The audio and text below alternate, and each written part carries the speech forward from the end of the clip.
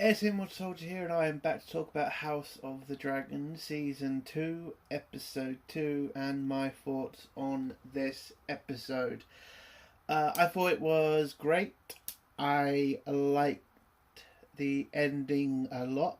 It was when you've read the books, you know how that was going to end, but I think they did it better here than they did in the books. The only problem I have with the final scene is I really do wish the person involved in that situation came up with the idea himself and wasn't blackmailed into it. I think that would have been a better story. Another kind of problem I did have with the episode is the Alicent and Christian Cole stuff. It is kind of getting boring. Like, I get it, she's letting herself, enjoy herself, I guess. But, come on, we want to get to the fights, we want to get to the battles. The reason the ending is pretty fucking good is because it was something we've been wanting to see for ages. So, I get it, they're laying the groundwork for the Alicent and, Christian Cole stuff, I get it, but can we just move along now? We've been sitting around doing nothing for 2 episodes, and yes, the acting is amazing. Yes, they are laying a lot of groundwork, but that was the majority of season fucking 1. We want to get to the fights now. I'm just asking for a bit more in that department.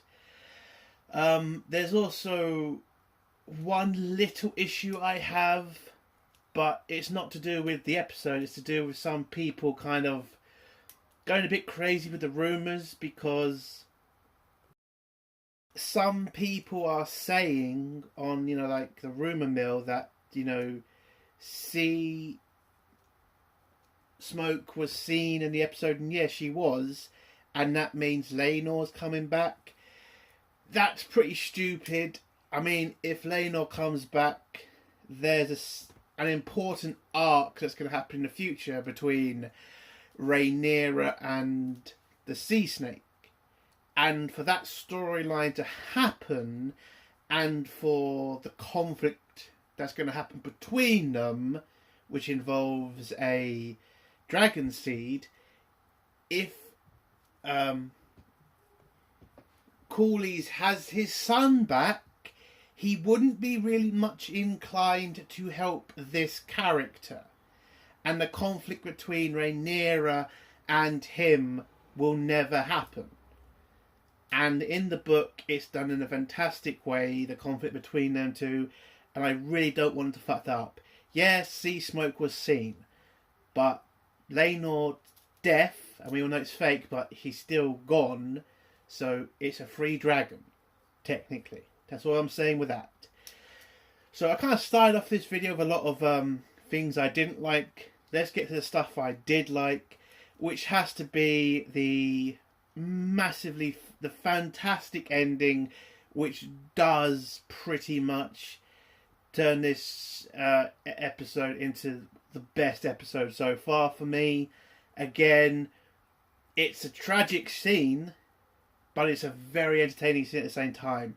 And to see that scene from the book in real life, in live action, it was great, and I think they did it better in the show than they did in the book. And another great scene is definitely Aegon and Otto scenes, because throughout this episode, you just loved, again, Otto Hightower, the actor who plays him, he's fucking amazing. Every scene he's in, you're listening intently, and you're kind of seeing the best acting from him in the scene. Not saying that the guy who's playing Aegon is terrible, not saying that at all, but you can, again, the guy playing Otto, he's just fantastic.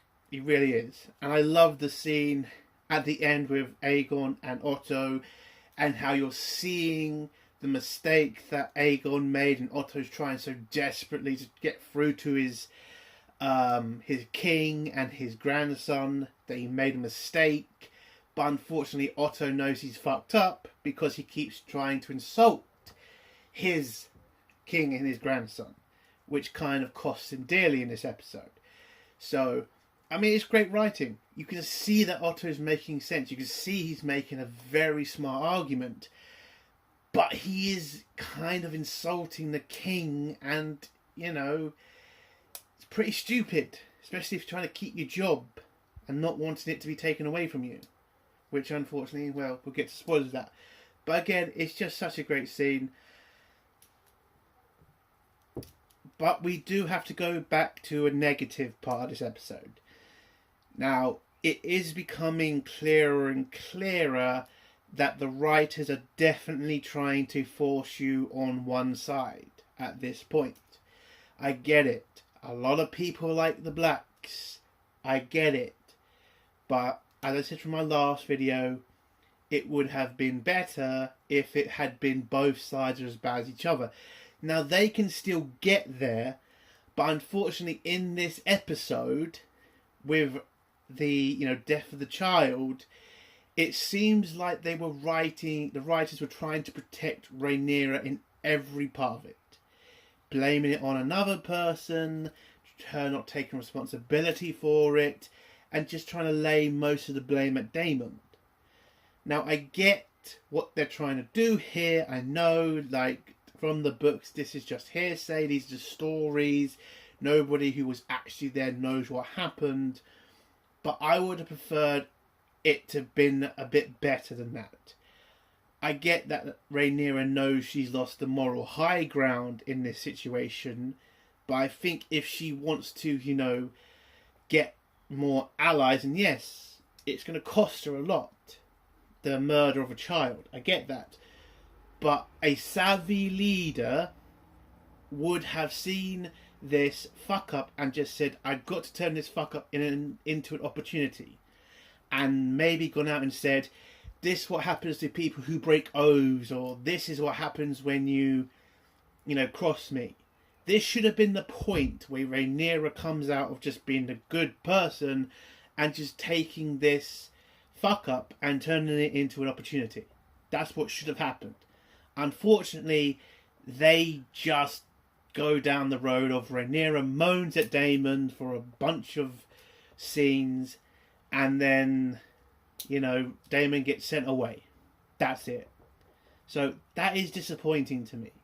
Again, I get what the writers are doing. I get they're trying to force us into this whole position like you can't be on the green side. Look at how sad and pathetic the Greens are.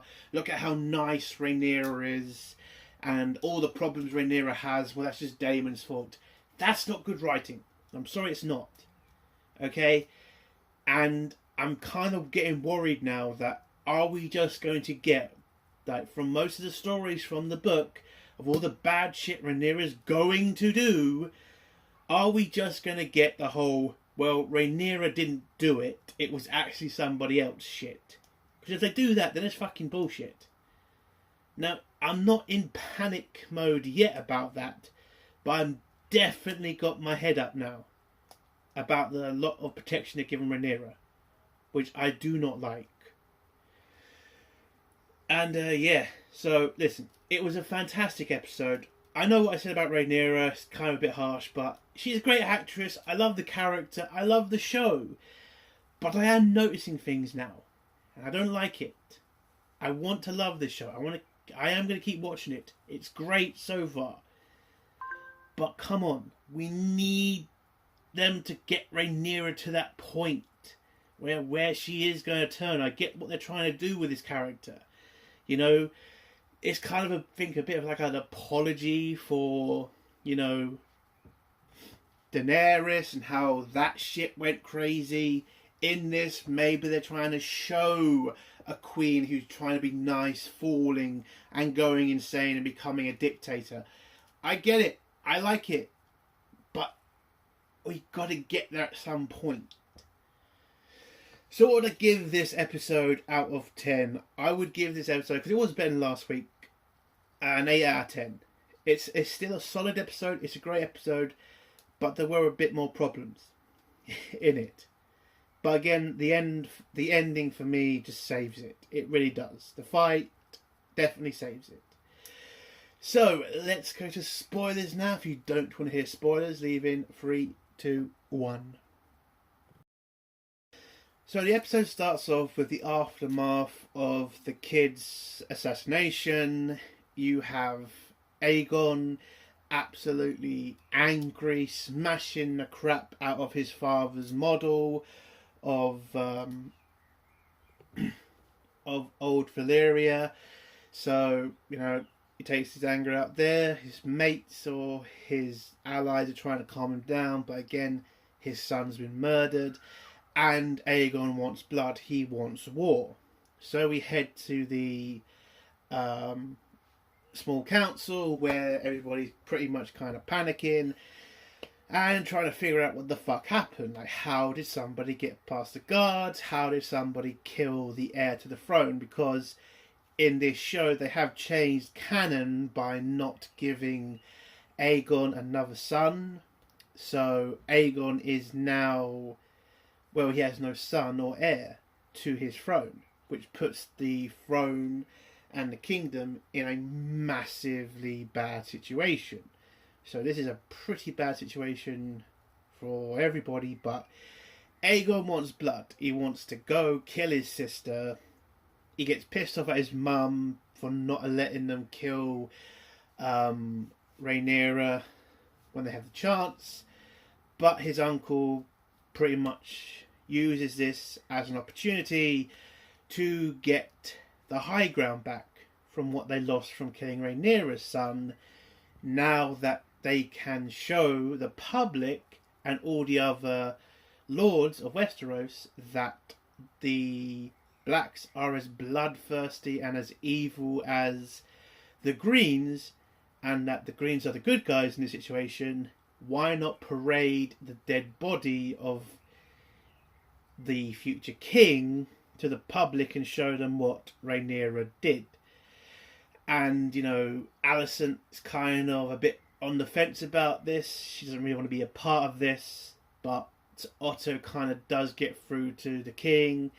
And I like this scene where Aegon doesn't want to parade his son about. He's like, he's angry, he wants blood, he doesn't want to waste time and energy on the public. He wants his anger, he wants to get revenge. But Otto just pretty much tells him, if you do this, you can get more allies to your cause, because Otto at this point realises there's no other way now. This is absolute war now.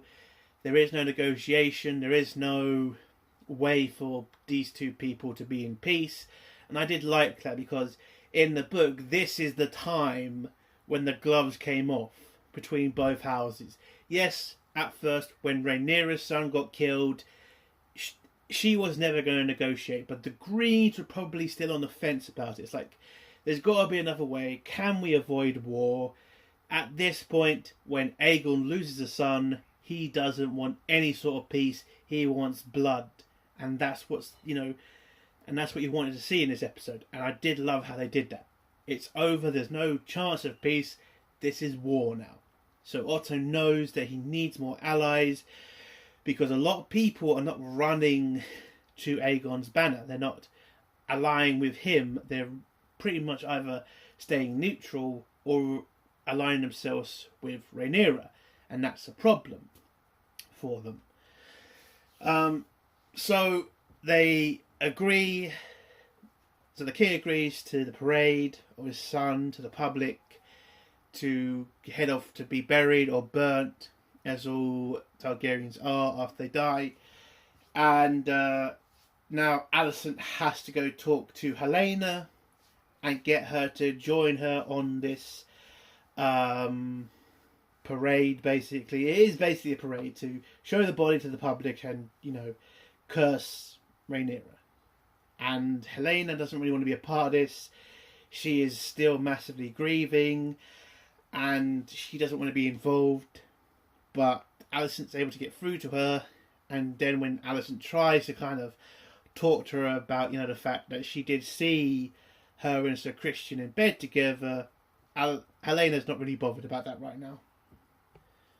Oh, I did forget, after the meeting was over, Sir Harwin Strong informs the king that they were able to apprehend one of the people who killed his son. They found his head on him, and that he informs the king that he was one of the Gold Cloaks, and he was one of the worst of them, apparently.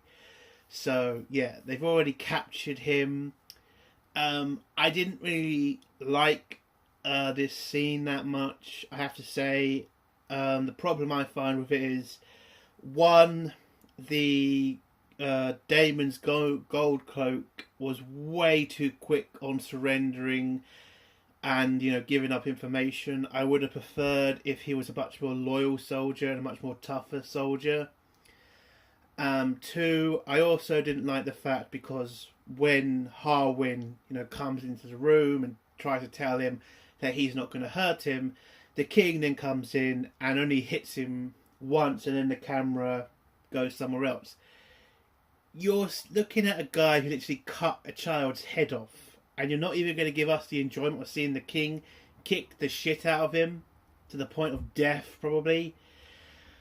I didn't like that. I think you should have kept Aegon on the screen there. I think you should have showed the whole thing. I kind of was very disappointed about that. But unfortunately, they didn't. So, you know. So after that scene, we go to the funeral of Aegon's son, where Helaena and Alicent are riding on a carriage behind the coffin. You're seeing the public are completely, at least now, on Rhaenyra's side. A lot of them curse Rhaenyra. And then by the end of the funeral, the carriage gets stuck. And then you can see Helaena struggling in this because she's not really a people person, I think. Or she has social issues. So she's having issues on the carriage. And from the book, this is the time when Helaena starts to go crazy to the point where she does something to herself. I mean, I'm just, you know, this is the point. This is the death that breaks Helaena. And unfortunately, right now, we're not really seeing it. Like, you can see that she's, you know, depressed, she's mourning, but we're not at insane yet, which I hope we do get.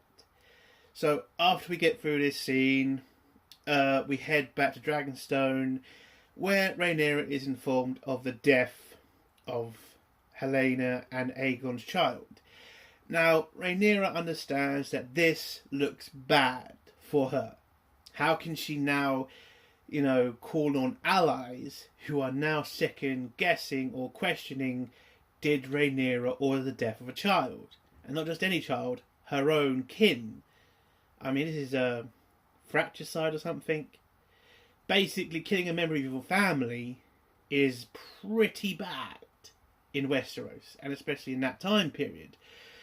And a lot of people are probably going to be questioning their alliance to Rhaenyra. So Rhaenyra knows this is a bad situation, and also tries to tell the council she had nothing to do with it. But it looks like the council, well, they don't really believe her, and she's starting to see that. Now, at this point, listen, if you're going to do the whole scene of Rhaenyra is mad at Daemon, because we get the whole scene between them two, Rhaenyra, you know, calls him out and says, you're annoyed because I'm queen and you're not, and Daemon comes back with, well, it was supposed to be me, and blah, blah, blah, blah. Okay, fine, do that scene. But after that, what Rhaenyra should have done with this is what Otto is using this as an opportunity to get people on his side. Rhaenyra should have done the same thing and just said, yes, I ordered the death. I wanted retribution for my son. And if somebody is going to attack my family, steal my throne, then there is nothing I will not do to make you pay for that. This should have been the moment where Rhaenyra comes out from being the good guy to pretty much saying, I'm now in this to win. That's what should have happened, but unfortunately it didn't. The writers are going to keep us on this path of Rhaenyra is the good person. Rhaenyra is the good person. And that's kind of boring. I hope they change eventually. I mean, the ending of this series is going to be probably, her taking control of certain place and being in charge, where she's going to fuck up a lot. So I hope we get that. But anyway, so, she has to sort this out. She sends Daemon away, and Daemon pretty much, just runs off to the Riverlands to get support and men for Rhaenyra's army. And that's all you see of Daemon in this episode. So after Rhaenyra has a talk with Daemon and sends him away, Baelor comes in, and Rhaenyra sends Baelor off to King's Landing to go spy on it with her dragon and just inform her of what the Hightowers are up to. Because she knows now that war is going to start happening soon. There is no, pathway to peace. And now she needs to get ready for an attack. So, yeah. We get a scene between Baelor and Jacaerys. And they start talking about their dads and how Baelor's not really ever felt close to her dad. And yeah, it was an okay scene. I'm not really that bothered about it. It was an okay scene, basically. They did talk about Jacaerys' dad, but you can kind of tell that Baelor knows he is not the son of a certain person, that he's the son of a certain other person, and that is kind of dangerous for Jacaerys, because yes, his family can tell, but if more and more people tell, and what if the Hightower start bringing that up, this could fuck up their alliances. So I think he's got to keep ahead of that. Anyway, so in the next scene we get the Sir Criston Cole and Lucan scene, and this is a kind of okay scene. My only problem with this scene is I would have preferred it been done in a better way. So Sir Criston is pretty much angry, pissed off about the death of the child, the fact he's failed, the fact he was screwing the Queen while he should have been on duty and he could have stopped this assassination.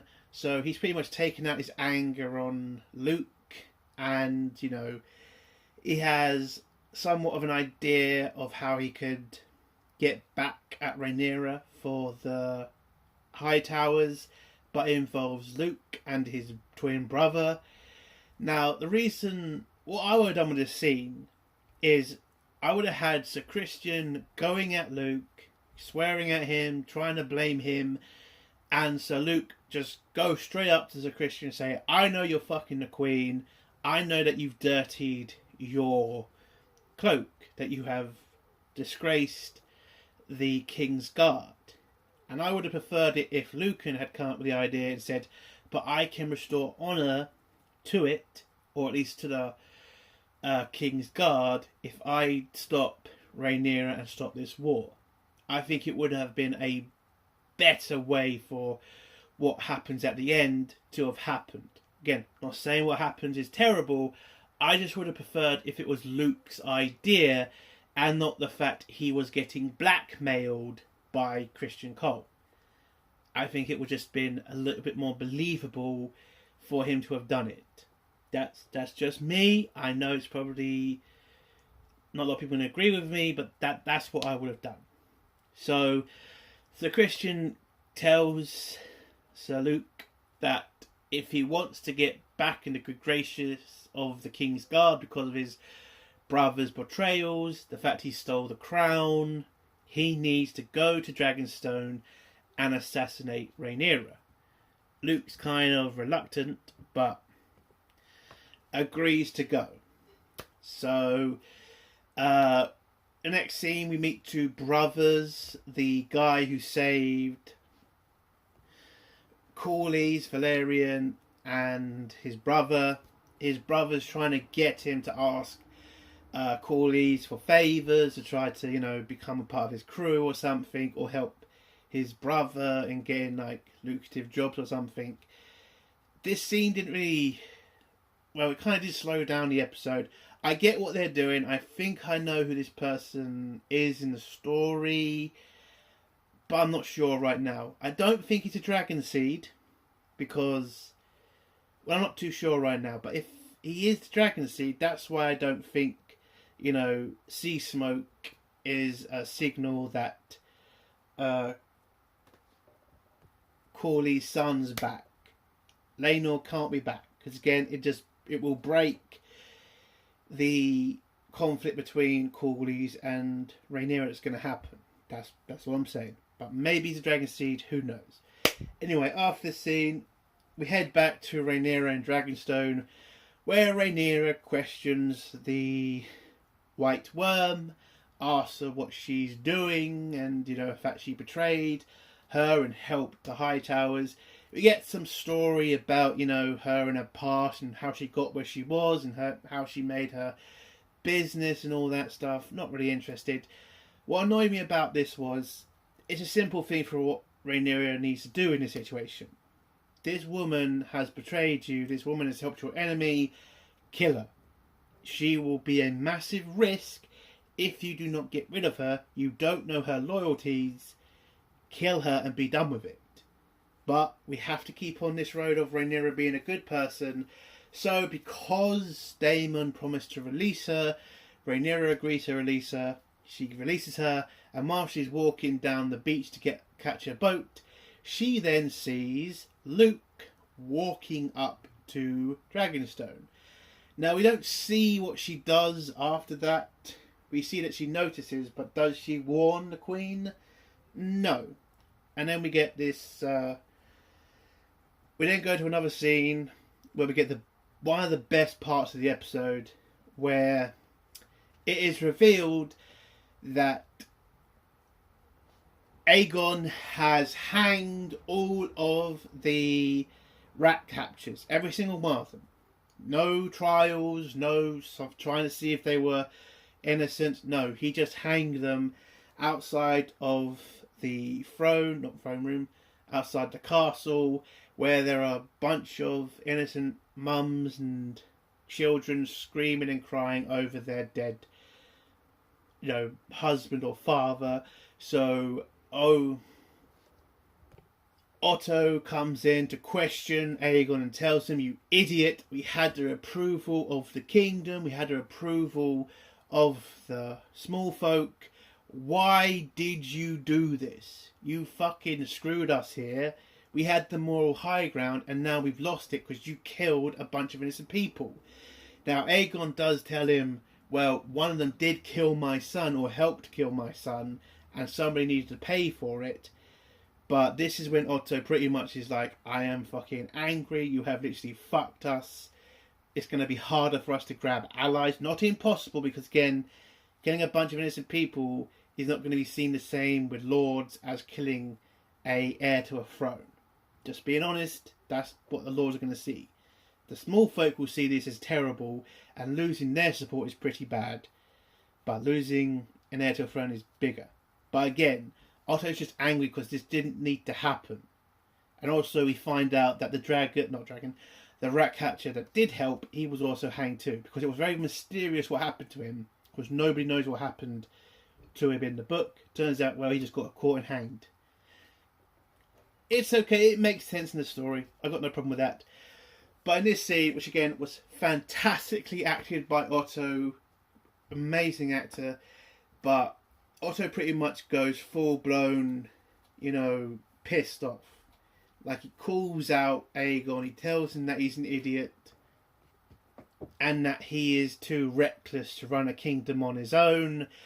But I think what actually gets him fired from being the hand of the king is when Aegon says that his father chose him to be king, and Otto says, yeah, that's bullshit, right? I'm the one who made you king, not your father. So Aegon, being pretty fucking angry, tells Otto to give Sir Christian Cole his pendant, his Hand of the King. And you can kind of see in Otto's face that he knows he's fucked up. He knows he went too far. But he now knows he has to give up and he has to hand over the Hand of the King role to Sir Christian Cole. So he does, and just calls his son an idiot, or his grandson an idiot, and, then goes off, talks to his daughter, tells his daughter that he's going to head back to the Hightowers' home, and Alicent tries to get him to make sure the loyalties of the Tullys, because it looks like they're kind of faltering at this point. And he agrees, and when Alicent tries to talk to him, he doesn't really want to hear about it. And then we get a scene between Alicent and Sir Christian Cole where they sleep together. But before that, Alicent had a chance to go comfort Aegon, but she decides, instead of doing that, she's going to have sex with Sir Christian Cole, which was pretty fucking heartless, if you ask me. But we have to get to the best part of this episode. So Luke manages to get to Dragonstone. He walks up to the front of the castle. The guards think that he is Eric, so they let him in. And whilst he's walking through the castle, he tries to avoid getting seen by his brother. He then sees his brother, realises he's not wearing a helmet, so he takes his helmet off, finds out where the Queen is, tells the King's Guard on the door that he's going to take over. The King's Guard agrees, and then when he's gone, Luke walks into the door, pulls out his sword, tries to head off to the Queen to kill her, but then